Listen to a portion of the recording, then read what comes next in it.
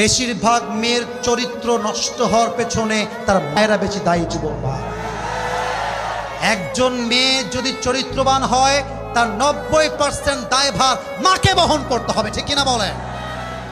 আজকালকার বেশিরভাগ সংসার ভেঙে যায় মায়ের কুটনামির জন্য, শাশুড়ি কুটনামির জন্য।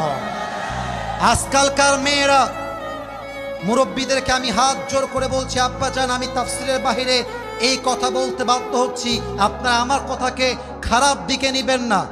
আজকালকার মেয়েরা 13 বছর বয়সে, 14 বছর বয়সে, 15 বছর বয়সেই সতীত্ব হারিয়ে ফেলে, ইজ্জত হারিয়ে ফেলে, বগুড়ার মমইনে গিয়ে প্রেম করে বেড়ায়।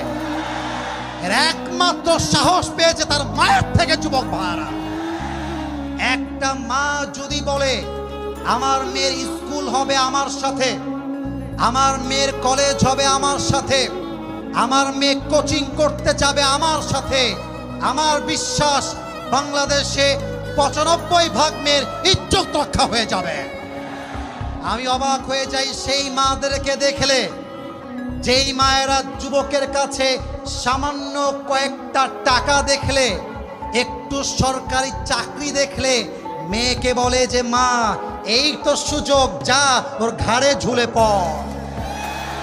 আমি সেই মাকে বলতে চাই, আপনার জন্য যেই যুবক অপবিত্র বউ পাবে, আপনার জন্য যেই যুবক তার বউকে তালাক দিবে, এই প্রজন্ম আপনি নষ্ট করেছেন, এই সংসার নষ্ট করেছেন, মেয়ের ইজ্জত আপনি নষ্ট করেছেন।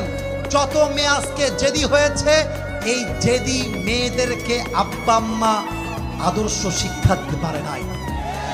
যেই মেয়েগুলো আজকে বগুড়া শহরে জিন্সের প্যান্ট আর টি শার্ট পরে ঘুরে বেড়ায়, আপনি বাবা যতই 5 ওয়াক্ত নামাজি হন, যতই আপনি সামনের কাতারের মুসল্লি হন, আপনার মেয়ের জন্য যুবকদের চরিত্র নষ্ট হবে আর আপনি চেলাইয়া বেহেশতে যাবেন, এটা কোশ্চিন কালেও সম্ভব হতে পারে না।